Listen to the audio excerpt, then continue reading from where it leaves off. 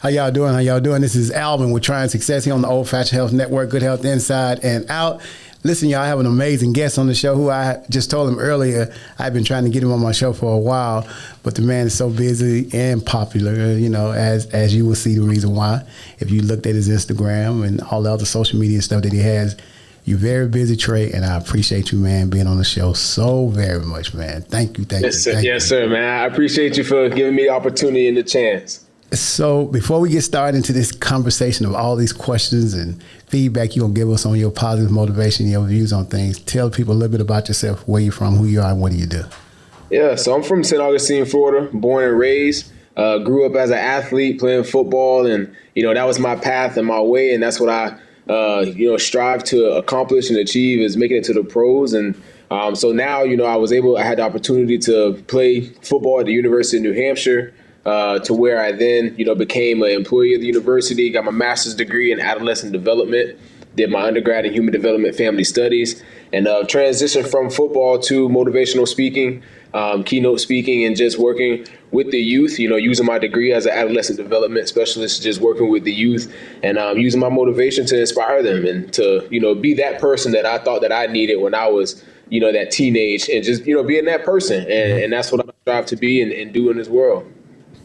Well, you're doing a great job, man. I check out a lot of your videos and things I see you do, and your speaking engagement and you be into it, man. When you be on stage, that's like he is so focused on what he's doing, and you do such a good job, man. And I think I like a lot of your, when they're really passionate interviews, your passionate talks. They may be short, but it's the ones when you do them in the car. Yeah, it's like real. It's like, listen, I just thought about something. You did this one that really stuck out to me about when you had your dreads, and then when people would tell you to cut them off, and then it says you should stop right there, and then as you grow along. And I was like, man, I hope other people see that video because there was a message in what you were talking about, and right. I kind of want you to tell the people again exactly about that piece because I want people to hear about what your thoughts are that I agree with about making yourself happy. And I want you to tell them what you said on that video about your dreads. Yeah, so on that TikTok video, I was sitting in the car and I had just pulled up into my parking spot. And I'm always thinking, man, and for some reason I was just noticing how at the end of one of my locks, it was getting ready to break off. And, you know, I started thinking about how when I started growing my hair, when I started the process, you know, there were some people, people who loved it. There were people who were out there for it and always saying like, yeah, man, it's going to be great, grow your locks. And then there were, you know, a handful of people that disagree with it. There's a lot of people that, you know, as my hair would get longer and longer at each stage that it grew, you know, that person would be like, Trey, I think it looks good right there. Like maybe you should stop growing it right there. If it gets any longer, like maybe you might cut it, or you might need to cut it. Or, you know, what about when you go into the professional world? Like, are you going to try to keep your hair? And then there was just some people who weren't used to seeing me with hair telling me I needed to cut it. But as my hair continued to get longer, so like each stage that it would reach, that you would notice that it got longer. Like, you know how when somebody's hair get longer, you're like, oh, like you can notice that their hair got longer. When it reached those different stages of noticeable length, the same person who was telling me, you need to cut your hair, or maybe stop right there, don't grow it anymore, are the same people that come back and be like, man, your hair look good. Your hair look, you know, and now they praising it, right? Right. And it was just like, you know, I started thinking about that. And it's just like, man, it's crazy how it's like people will unintentionally and intentionally, you know, when you're trying to reach your dreams and your goals and you're going for something and people can see the developmental stages of it, they will try to stop you in the process of it, right? Because they think this is something that you shouldn't be doing, or they think you won't be successful in doing it. Like people would tell me they was worried about me going into the professional world with dreadlocks, you know, and for me, that was never a worry or issue for me, you know, and so people will try to put their own insecurities and doubts on you, but you have to continue to stay focused and keep doing what it is that you're doing. And as you begin to grow within, you know, your goals and your dreams, those same people who doubted you are going to be the same people that's going to be supporting you, same people that's going to be asking you, how did you do it? Right. They're going to be saying, you know what I mean? And so I just feel like every single time now that I get compliments on my locks with how long they are, how good they look, it's just a compliment to me, just letting me know that, you know, it's good that you stay secure in your decisions and what it is that you want to do in life and your goals. And so that's just kind of how I just translate those interactions that I have with people. And that was kind of the whole gist of the video, is just trying to get that message of, you know, keep going. Whatever it is that you do in life, keep going. Right. And I like that, man. It was that message was good for me that particular day. It seemed like when you do some of the messages you have, but if I happen to run across your message, I was like, I wondered if somebody tell him to say this. This was specifically for me today. So you do. I will please be encouraged that you do a great job. Even the days when it seemed like, well, I mean, nobody's listening. Who cares? Right. That's when somebody is listening, like me. That you're really doing. So please, I want you to stay encouraged with doing that. Thank you. You say you're from St. Augustine. Now, when I went to school at Jackson State. Okay. And the drum major, Morris. God, I can't remember Morris's name. He was a drum major when I was at Jackson State, but he was from St. Augustine, Florida, because we used to make fun of him from being from St. Augustine. We would talk about him, but that's what I know about Florida and St. Augustine. And then I was thinking about when I see you do your motivational videos and stuff, is I think about our football team. Mm-hmm. And of course, I'm sure you're familiar with Coach Sanders being the coach and everything down there. Yep. And when I hear him sometime, after I've watched you, the parallels are kind of the same. If you ever listen, it's like, well, he kind of sounds like Trey. I think Trey said something similar to that. I wish and hope one day that they'll get a chance to see or hear from you, because you do a really good job. They need you down there. They would love to have you. He's oftentimes talked about how he needed a conditional strength trainer and all these different things. And I always think about people that I've seen or ran across, either on social media, people that I know. And I always think about you. I was like, we need Trey at Jackson State. Yes, sir. We need you down there, man. So how'd you end up school at this particular school? Yeah. So coming out of high school, the University of New Hampshire was my first offer, my first Division I AA offer coming out of high school. And I ended up getting 6 total, but University of New Hampshire was my first one, and they came down, did a home visit, and then they brought me up in the middle of January, visited the school, and at that time, we were the number 2 team in the country, right next to North Dakota State, and that was in 2014. And then once I committed and came, we ended up becoming the number 1 team in the country, and so we were top program in the Division I AA. Category, and also we were very highly ranked when it came to academics, well-known university at that time. And so, I thought it would be a great opportunity for me to go somewhere far, far, far, away from home, something that has never been experienced by the people that, that come from where I come from. And so I just wanted the opportunity to experience something different. And I was leaving with the mindset of, when I go off here, when something goes wrong, I don't want the thought of going back home to be my first option. Mm-hmm. Like, that's how bad I wanted to be successful. Right. And I have nobody but God and my mother to thank for that, because my mother, through the process of recruiting, like, she never ever stepped in and tried to make a decision for me, or she never held me back from going that far. And her and I had the conversation about going that far away. The only thing that she wished is that it was traveling distance so she can make it to more games. But she was like, baby, go, and so that made me feel comfortable in making my decision. And I know I made the right decision. And so, once I got up there, it felt like a home away from home. The coaching staff was awesome. The guys on the team were awesome. It just felt comfortable. And I saw myself making a change there. And, since I made that decision, I've been able to do so many different things that people who come from where I come from haven't got the opportunity to do. And something that I wanted to do is just finish, because a lot of great athletes came from St. Augustine, Florida, like right, Brandon James and, all those people like that, they've come from where I come from, and I've seen a lot of people go off to school, come back home on a visit, and then never go back to school, right. And these are people that I looked up to. These are people that I was like, I want to be like them, and they always come back and end up at home. And, and life happens, you know what I mean? And not to judge them, but I wanted to be that person that made it out, that, did something big, and it was only coming back to implement what it was that they created to build a better foundation for the ones coming after them. Wow. So let me ask you this: if you, so you mentioned you with the intention of going to play the NFL, right? Yep. So how did that work out? Tell me I've seen some things in the video that talked about when you end up taking a different path. What happened with that? Yeah. So that was man, and I tell the story every time I get up on stage and speak. Man, I always tell the story, because this is really the basis of how my speaking career started. And for people to understand me, they have to hear this story. And so what happened was, I was going into my senior year, and I remember, it was spring practice. We had a couple practice left before, we were getting ready to go into summer. And I remember 10 o'clock at night, and I'm in the room with my roommates, with my 2 roommates, and I was telling them, I said, guys, man, we only got 5 practice left, man. You know, we just got to stay healthy. We got to practice hard, and we're going to get through this. You know, 4 practice with the 5th one being the spring game. And so one of my roommates was like, yeah, Trey, man, I can't wait to get back to Washington, man. My little brother just had his birthday. Everything going to be good, man. I can't wait to see him. My other roommate was like, Trey, I can't wait to see my sister, man. I haven't seen her in years. And we just started going down memory lane, man. And, you know, so end of the night, I get in bed, and I remember just laying there staring at the roof, and I'm telling myself, like, it's going to be great, you know.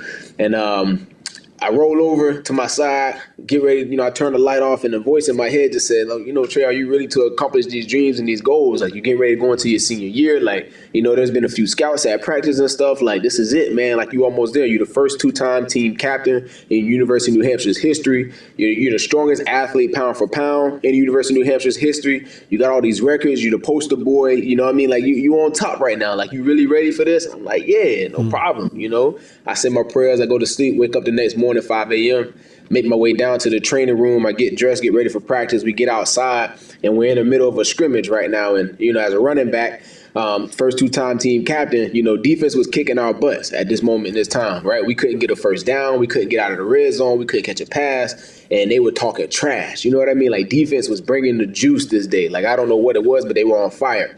And so my head coach, he walked by, and he calls us by our last names, and he tapped me on the leg and was like, Bryant, come on, pick these boys up. Get them up. And, you know, at this moment in time, I'm like, all right, I got to, you know, I'm the guy, so I got to pick them up. I look to the sideline, get the play call. It's a run play. So this is me. It's 3rd and 1. All we need is the 1 yard to get the first down, right, to win that period of the practice. And at this moment in time, you know, I was thinking to myself, like, you know, this is it. This is how I change. This is how I change, you know, situations. This is what playmakers do, right? And if I want to make it to the league, make it to the NFL, like, this is the type of stuff that I have to do. And so I remember, you know, quarterback, ready, down, set, go. I get the ball, I jab, step across, I get the ball, I begin to make my reads. And as I'm making my reads, the offensive line begins to close down, which forces me to bounce the ball to the outside. And I bounce the ball to the outside, the safety fits down, and we hit straight up at the line of scrimmage, right? And so we're running our feet. I'm running my feet. He's running his feet at the line of scrimmage. And here it is, just 1 yard that separates me and him from getting that first down. And in my head, I began to think, like, I just need to give it one more push, right? And so the equal forces began to run us laterally down the field, and I got my right hand hooked into his chest plate, and we're running laterally. And in my head, I said, I'm just going to jab my left foot into the ground, stop, throw him by so I can run forward to get this first down. But as I began to jab my left foot into the ground, the linebacker jumps over the offensive lineman, which tipped my right hip, and it got my foot stuck in the ground awkwardly, and my knee just snapped. Right, I ended up tearing my ACL, MCL, both medial lateral meniscus, and my patellar tendon all in one snap, you know? And so at that time and at that moment, you know, I was on the ground screaming, yelling, crying, and I just remember, you know, I was laying on my left side, and it was like a slow motion panoramic view. As I began to rotate over to my right, I see all of my teammates just staring at me, and it was silent, right? And my eyes, as I began to land on my right side, my eyes land on my position coach, who put his head down. He turns around and walks off the field, and then my eyes land on my head coach, who, you know, he put his head down and looked like he gave a little prayer. He put the whistle to his mouth, blew the whistle, and said, move the ball up 10 yards. Nobody said a word. Nobody moved, nothing. He did it again, blew the whistle, move the ball up 10 yards, right? And slowly everyone moved the ball up 10 yards, and practice continued to go on.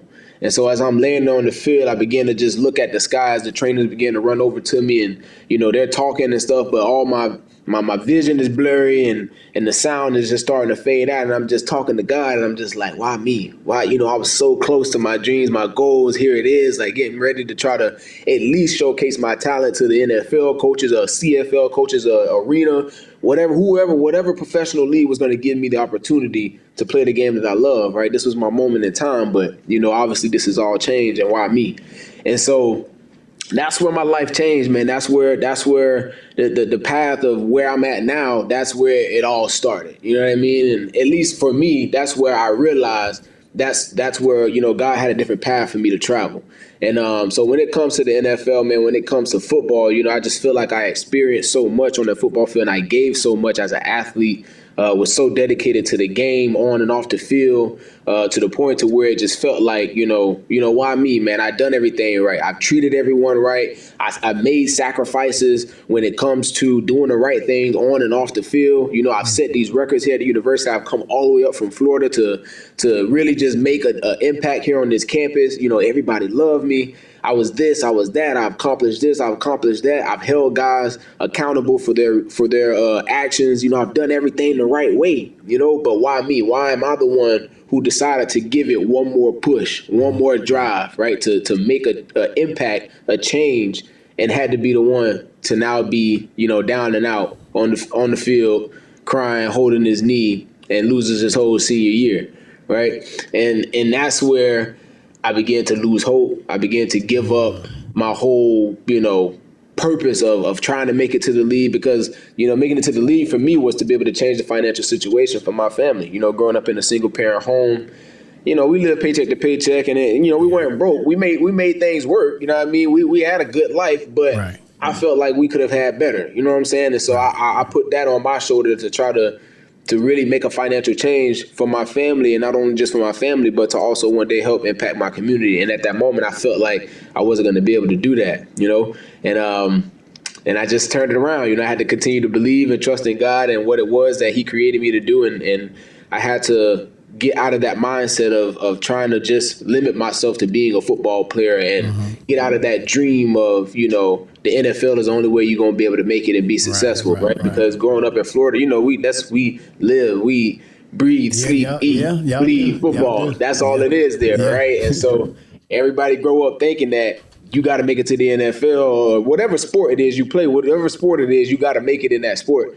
to be somebody of impact, right? And so that's what I had to, I had to dislocate myself from that mentality, and I began to see that I was so much more than what I was limiting myself to. And once I realized that, that's when I began to start seeing my ability to speak and my ability to impact people. And so all I've been doing is just, translating what I've experienced on the field physically into, using it as my voice and just explaining it to people, and trying to relate it to everybody's situation. And so, yeah, that's where we at. So hopefully, I feel like my path when it comes to football, to relate it back to your question, I don't think God removed me from the game. I think He's just going to use me in a different way when it comes to NFL, And, one day I will be speaking to NFL teams. I will be speaking to, CFL teams. I will, and that's my part. That's the part that I'm going to play in the game of football. And so, and that's how I see it. Well, I want to tell you, can you give me a little air? It's hot in here. They got hot in this studio. Let me tell you, maybe I just got but then let me tell you, I first tell you, you are an amazing storyteller, man. I've heard you tell other stories on the thing, and it's like, how when Barack tells a story, he has a low voice, but everybody's on the edge of the seat just listening because he commands the audience. That would be you. You don't have to do anything but just start talking. So that's one of the things that I recognize whenever a lot of times I can hear people talking on their social media and I'll just bypass it. And it depends on most times I bypass it, but it's just that all you need to do is let Trey. If you get Trey like 5 seconds, then he just about probably got you. So you can do that. But one of the things I've learned from, like, even in a situation like yours, it seems like God doesn't negotiate His plans for us. We have one plan for ourselves.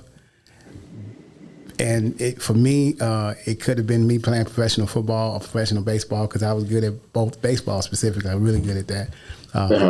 But it's just like, God's like, I know this what you think your plan is, but I appreciate you still want to do it for me. So as long as you want to do it for Him, it may not be the same job, but the same purpose needs to stay the same. And that's how I've been able to get past some of the things that I thought should have been. Or I'll ask, I'll be like, so why are you making me do all this? I'm doing everything right. Everything I'm supposed to do. And you just turn the tables on. It's like, well, I ain't turned the tables. You're still at the table. You just eating on a different side of the table. I was like, okay, I go with that. I go with that. So that's pretty much what it sounds like that happened to you. Now, I think your story and anything that you do is really the people that are in athletics really, really need to hear your story, because athletes, to me, are so focused on that specific, whatever it is, if it's baseball, football, or basketball. Yeah. And it could change on you. Your ticket may be basketball, baseball, football, but it may be something different. And they need to hear stories like yours and see successes and options that you took so they can learn from it. So the athletic world needs to hear your story, because your story is not one that of anything that you did to cause it. You know what I'm saying? Right. So it was like I followed all the things I was supposed to follow. And then when God said, okay, this is where you're ready to be a great speaker, I'm going to send you to graduation. And your graduation was the accident, you know what I'm saying? Yes, right. You're a great speaker. So, but you have to be able to see that, you know. And I've heard, you know, when you get depressed, people get depressed and you go through suicidal thoughts and stuff like that. Mm-hmm. I call that temporary blindness, because you can't see past tomorrow. You can only see, you've only blind at that moment. And it kind of bothers me sometimes when people go temporarily blind and they can't see tomorrow, you know, and they just give up. So, but your story, man, and listening to you do what you do, please keep doing it. Do not, yes, sir. Do not stop. So, what's your long-term goal? Do you have any books you've written yet? No, I haven't. And so that's to answer your question. That's one of my long-term goals is to write a book, and you know, I already have my idea, my plan of what it's going to be about. And it's definitely going to be based off of the story that I just told and explained to you all. And so, yeah, that's definitely my long-term goal. You know, I don't want to share too much on it, but it's definitely in the works. Yeah. It's definitely in the works. And I'm going to be excited about that once I start sitting down and writing. I'm the type of person where I feel like I have to think on something like a long time, even when I'm preparing my speeches. Like, you know, if I got a speech, you know, planned to do this Friday, you know, show going on, like, it'll probably take me all the way up until Wednesday night of just thinking and envisioning myself before I can even sit down with pen and paper to even, you know. And so that's kind of how it's kind of been with this book, coming up with that. So that's one of my long-term goals. Another long-term goal is to have a mentorship program, which I've already kind of started, talking with Trade Motivation, mentorship, youth mentorship program that I've kind of started. But I started it during the summer once COVID started. So what was I want to say? That was like, 2019? Yeah, and it was kind of hard to juggle with COVID, so it was kind of on and off. But I still stay in contact with the couple of youth that I was working with consistently for those weeks. But it's, you know, long term, I hope to get that open and you know, have that be something that goes nationwide, to where, you know, I continue to work with youth and just really work on something that I call perspective development. Right? I don't even know if that's a word or something, you know, but for me, I feel like the difference between us being successful and unsuccessful is our perspective and how we view, how we see things, right? How we look at a situation, because the same thing that I went through could be, you know, something that breaks somebody else down and, you know, turn their life, you know, to a dark place, right? And they never bounce back from it, right? So it's just like, it's how you view the situation. And I think that if we work on our perspective, if we work on looking at things from a different angle, we'll have a better chance at being successful. And so that's something that I want to attack when it comes to the mindset of the youth. And, you know, also using my studies, right, my adolescent development degree, talking about, you know, how our youth come up, their upbringing, right, their environment, talking about, you know, their body development, right, the peer pressures, right, social media influence, talking about all those things that impact their development as you know, young adults and young teens. You know, those are the things that I want to poke on and to kind of get them to see from a different perspective and kind of, you know, raise that level of maturity, because I feel like that was something that I always kind of did good at a young age, was kind of knowing who I was and not allowing those societal pressures and, you know, those things to really dictate me and influence me to make certain decisions and do certain things. I was pretty firm in my values and my morals. And so that's something that I want to do long term, man, is create a program that's going to really target those things in our youth and help our youth grow up making better decisions earlier in their life. And so, yeah. So there's a book that I want you to write after you write your other books, or you can write this, or you can write it with it. But the title of this book, I'm going to give it to you early. You better hurry up and put it down. Make sure nobody don't take it from you. Yep. But it's called The Call After the Play. The Call After the Play. I'm writing it down right now. Yep, The Call After the Play. And it reminds me of your life. There was a different call after that play that you made. So it's called The Call After the Play. Yes. So I think you know what to do with it from there. Yep. I can't write it, All man. right. This is your book. Yep. All right? It's your book. Just send me one when you finish and sign it, all right? I got you. Yeah, I Yes, don't need sir. but like 2% royalty, something like that, you know, around that ballpark. Yes, sir. But I like that reminds me of what your call was after the play, so that's why I came up with that. So Yes, sir. I like that. would be a good thing. I have some youth that I would love for you to motivate. We're going to talk about that. I have I'll tell you that off the line, but I have a lot of kids that we deal with. Yeah. And they need, especially in our community, we don't see a lot of people that look like us in our community doing all the things that you're doing. And then you don't get enough airtime for us to see it as well, you know? So the airtime that we get for somebody like you, they're not doing what you're doing. Right. But we need to see more people that look like you in our community doing what you're doing so we could be encouraged or inspired that there's options. Right. You know, so I got some kids that I definitely know that I can point you to that I control that I want you to look at and then tell us what you could do to For sure. encourage and inspire them. So yeah, I want them to see you because I want them. I got this one kid. He does. Ian reminds me. There's a kid that's on one of our shows, and he's like one of those kids that's constantly trying to. He's like a sponge absorbing great things. He's so smart. But it's a lot of them that are really, really like him. But he comes to mind because we just did a show with him last week.